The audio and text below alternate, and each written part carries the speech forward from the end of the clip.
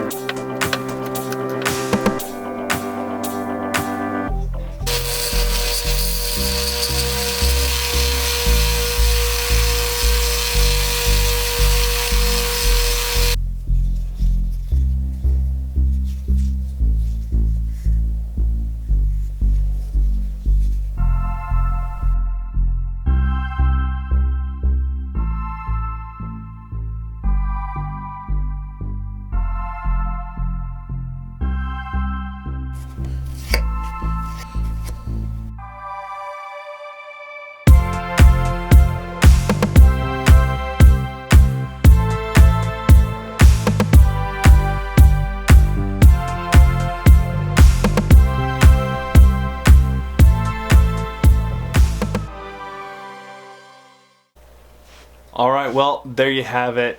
I think this knife turned out pretty good, and for the first one, the handle is a bit small.